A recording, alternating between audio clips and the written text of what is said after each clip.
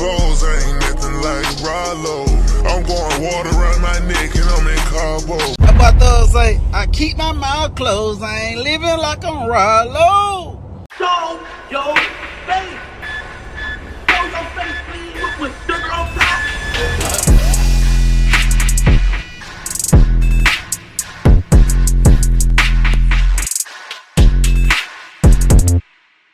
Hey, what's up, y'all? Y'all know my slogan. I don't know it all,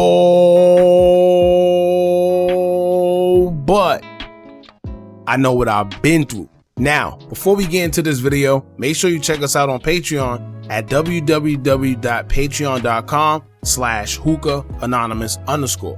You guys been telling us to create one for the longest, so we recently created a community where we will upload videos that we can't share on YouTube due to their guidelines. We'll also be dropping the latest to there first, behind the scenes information that you wouldn't find anywhere else on our socials. So make sure you become a member, and after you do that, head over to our official Instagram page at Hookah Anonymous _ and follow us there.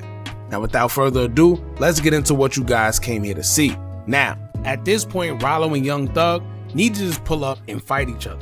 I don't know who we need to contact to make that happen, but it seemed like neither one of them are going to stop until they get a fair one. No guns, nobody jumping in, just two men that were once cool with each other, getting their anger out and going their separate ways after. Now I know damn well we're never going to see that, but wishful thinking. Now in this episode of Ralo versus Young Thug would bring up Ralo's snitching allegations, and Ralo decided to respond. Now I know everyone always blamed Ralo, being that he's the one that starts stuff as we see on social media, according to everybody, saying he's overexpressive on social media, but this time, he definitely didn't start. He's actually just responding to a snippet that Louisiana rapper Rob 49 previewed on social media featuring Young Thug. And y'all know these days you can't market an album or sell any music without some damn controversy and drama, so if you ask me, Rob knew exactly what he was doing. He chose a part of the song where Young Thug mentions keeping his mouth closed, unlike Ralo. Now, if y'all remember, although it's a toss-up on whether Ralo really snitched or not, Ralo was busted in 2018 after federal agents and local police discovered over 400 pounds of marijuana on a private plane arriving in Georgia. He was already accused of a separate drug trafficking charge in 2017, which may have been the reason why the feds was on him in the first place. When it was all said and done, Ralo was charged with money laundering and racketeering, conspiracy to possess with the intent to distribute marijuana, and in 2022, he was sentenced to 97 months in federal prison after pleading guilty. Now a year later in 2023, after serving 6 years of the 8, he was credited for time served and released. Now since he was released, there's been all type of talks about his paperwork. One of the things people have pointed out was the fact that in a part of his paperwork, according to social media, the Proffer agreement was suspect. Ralo will explain that he took all the blame so nobody else in this case will be incarcerated, and by doing so, he will call himself finessing the facts. Many people claim that Ralo was a snitch period for talking to police in the first place, but Ralo claims he didn't know about any Proffer agreement and was paying someone $400,000 to take the weight for him, as he would blame it all on him and finesse the facts. Being that people could pretty much look this up, right? Why would anyone call you or accuse you? They say that I ain't had no business. They said I ain't had no business talking to them, period. Like, ain't no need to go in there talking to them folks or trying to finesse or lie to them people. They say that's like snitching. So what I'm saying is, I never knew. They saying it's like snitching? But they saying it. Some people say it's snitching, some people say a lot of niggas be like, everybody lie to the feds. You get what I'm saying? Everybody lie to the police. Right. But however, I guess it's just cause it's me. Like, niggas not seeing it. They exposed me with this paperwork. Like, nigga, you did a proffer, you went in there, you lied to them for what I'm supposed to do? I'm supposed to lie to them? You want me to tell the truth? So, like, right. I mean. But in a way, like, okay, we look at recently the Young Thug trial. Right. Woody claims that he lied to the police. He'll tell the police whatever they want, but it still resulted in an investigation. However, mine was a play that I was paying a nigga $400,000 to take a charge. Right. You smell me? So, however, these people wasn't like Young Thug. It wasn't like we would have called Young Thug and said, "Hey, bro, I'm gonna give you $400,000 to let me." I think there was a lot of truth to their case in a way. I don't know. I ain't sure. Mm-hmm. But however, somebody got locked up. However, in my situation, not one person got locked up. Now y'all know Boosie wasn't gonna let this slide. He coins himself as the spokesperson for the streets, holding everybody accountable. So when he felt Ralo did bad, he addressed it in a Breakfast Club interview as he would have this to say. Cold, bro, like that's what anything, bro. Like, you know, I talked to Ralo, like Ralo was my partner, bro. Like, I had a good respect for that dude, bro. He be on soon though. What I heard from him already.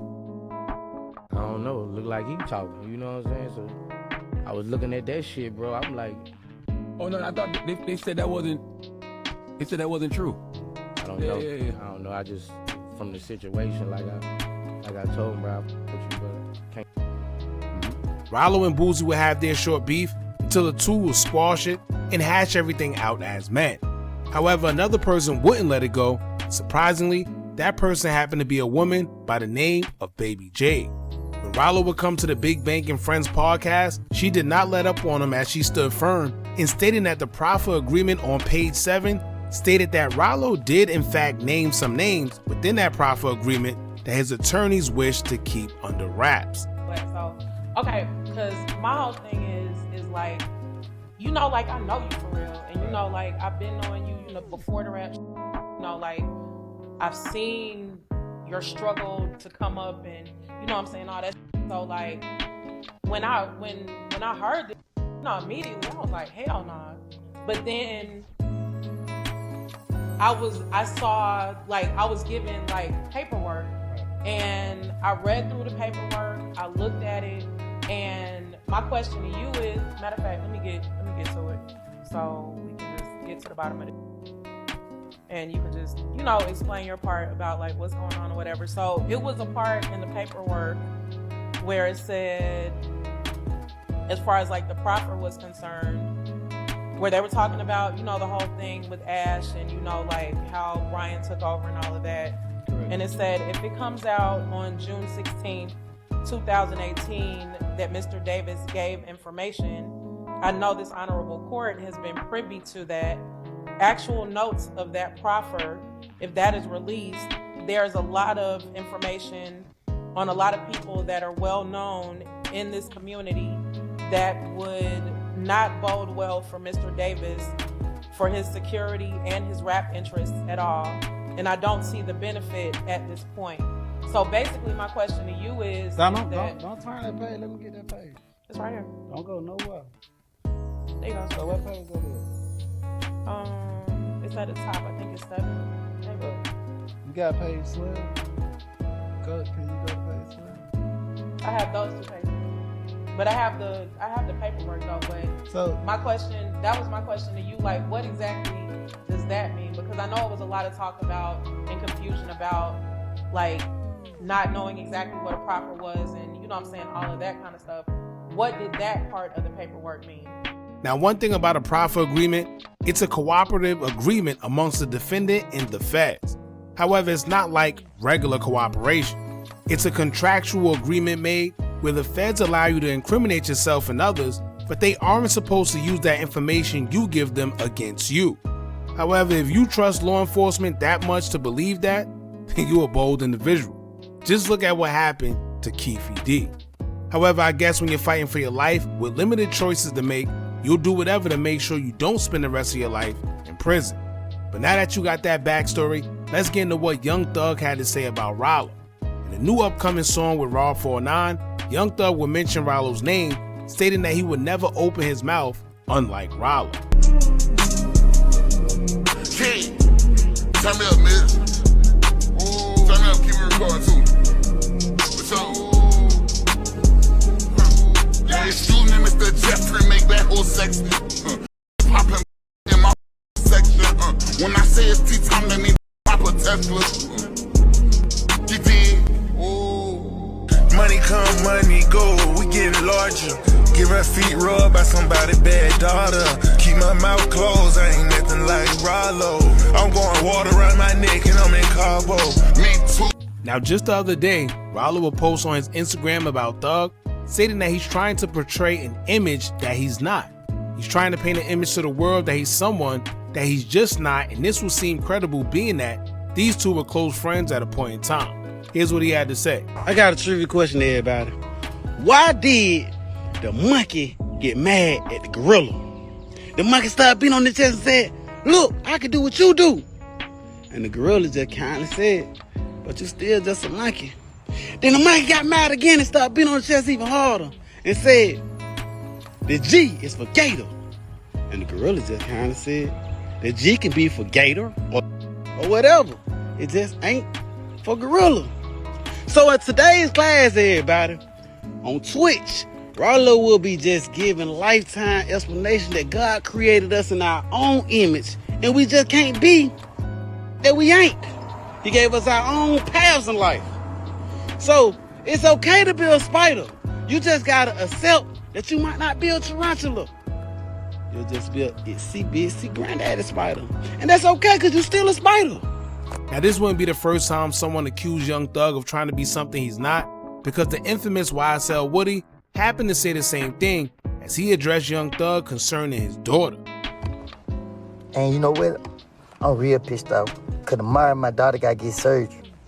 And God knows the Lord he gonna pull her through. He gonna protect her. But if my daughter wake up and she cry and I hear her cry, dog, yo, gonna be mine, boy. I'm tired of this shit. All these years, nigga been protecting y'all, nigga, bro. Taking the blame. You're not dealing with this. You get on the platform talking like you talking, nigga. You been pretending your whole life, nigga. Straight up. That's two people saying the same thing. We don't know how true it is, but we do know that aside from the snitching allegations, Ralo have a reputation that exceeds him in the streets. And I've even heard that Woody himself has a serious reputation, despite all the playing we see him doing on social media these days. That's how we usually go. When someone have been through so much in their life, there's no need to prove that they're tough 24/7. And the ones that will usually do something to you are usually the ones that's more playful and well-mannered people on earth, ironically. Now, Ralo would address Young Thug for a second time, but this time it was due to a snippet released by Rob49. He would take to his Instagram to post a video where in the caption he would state, quote, "Y'all wish the worst on Gunna, Woody, and everyone else, but when the rat tape fell in King Slime lap, everybody in the industry went deaf. Why? Give me the answer and I'll shut the F up. I promise." How about those say, I keep my mouth closed, I ain't living like I'm Ralo. Bust off, you don't get your stupid ass on. Thug telling me to shut the up. He should have used his own advice when he went in the room with the police and shit. We're gonna need everybody in the industry to stop acting like they ain't here. That boy make them promises. He made promises, y'all. He made promises. I tell a nigga, let's go do something for the youth, or let's go build something for the poor. I get no response. But as soon as I say, boy, you ain't no gangster, nigga go kill a whole alligator. This crazy. We the people, we just want to know why the hell y'all moved the goalposts for him, but y'all wanted all us to perish. Y'all wanted us to just die on not die. And don't act like I just came to the internet with it. Cause Young Thug, you told me we was gonna sit down and talk like me. Now he has a point, because if y'all remember the interrogation footage that went viral of Young Thug, where some say he was saying too much, that would be what Ralo is now referring to. And honestly, the nerve of Young Thug to mention that, knowing there's a lot of people that feel he also did bad. And some say his video was a little more worse because he's on camera literally offering to speak in private with officers. Dissin. Yes, sir. Promises. Make promises. Just keep promises. Whatever you anytime you ever think you want to know anything, tell me. I'll tell you anything. Well, don't tell the world. What you number? Yes, you can. Hey. I don't have your number. Whatever. Well, give it to me. If you ain't give it to her, So Ralo's stance is that with everything going on, and while he's calling everybody a rat, people literally seen that and decided not to say a word because it was Young Thug. Now, whether people consider that ratting or attempting to snitch, that's up to y'all. Y'all let us know how y'all feel about it in the comments. But on another note, being that we're on the rat topic, everyone's keep asking why Thug was able to make up with his op Lucci, but not being able to forgive Gunna for what he did. But Young Thug's stance was that Lucci didn't owe him no loyalty. He was just doing what he was supposed to do, being that they were both ops. On the other hand, him and Gunna were like brothers, and Gunna betrayed him when he needed him the most. I can accept a person like him over a person like Gunna them. The difference between those situations are, me and Lucci was never friends. We started off knowing each other as ops. And my first time ever hearing about you, nigga, we was beefing ever in life. You know what I'm saying? So it's like, you ain't betrayed me. You a op. You doing what you supposed to do. You are trying to cause any type of negativity towards me possible. You know what I'm saying? It's like, I get it. You know what I'm saying? It's the betrayal part that make it like, hell, I did that op before with my brother that betrayed me. I can't, hell no, nigga, what? How you? But you know, we dealing with like people that's not street smart, people that ain't gonna put two and two together, people that ain't gonna be like, let me step in his shoe. Why would you hang with a nigga that you was beefing with over a nigga that you already was hanging with? Because he did what he was supposed to do as a man, as an opposition. He did what he's supposed to do, as opposed to a nigga that you don't supposed to go against you going against you. That's the difference. Now, Young Thug actually has a point too, if you ask me, but the only thing I do disagree with is making up with Lucci. I'm not saying we gotta beef forever. I'm not saying every time we see each other it gotta be a shootout, but I am saying I'm damn sure never kumbayaing with somebody who tried to get my life took, or even if we were beefing and a friend of mine lost his life. It's too much involved. And the way my nerves are set up, I be thinking he's trying to backdoor me anytime we come together. So yeah, we could be cordial, but as far as being friends, nah. And as far as Gunna, I agree with him on that because y'all seen it for yourselves.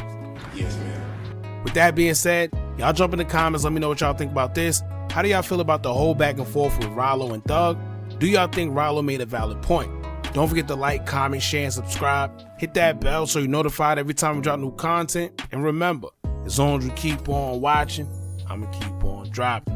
I'm out. Are you tired of a bunch of social media gurus promising you results with their course, but all they do is take a bunch of information off YouTube and Google, then sell it to you? Well, look no further. Our YouTube Tips and Tricks Masterclass course comes equipped with SEO tips and tricks, along with methods we use to growth hack our YouTube channel. It also includes step-by-step ways to publish your video before uploading to guarantee a great SEO score, therefore your videos can rank and be shown to a bigger audience. Views and subscribers don't come by luck, and just how YouTube have an algorithm, you should have one as well that can guarantee you results. We doing websites and softwares we personally use to generate money creating Faces YouTube channels. If you also would like to skip the process and just buy other pre-built accounts, whether it's Instagram, YouTube, or Facebook, we also threw that in there for you too. We went through trial and error, so you don't have to. Click the link in the description or the comments and get started today.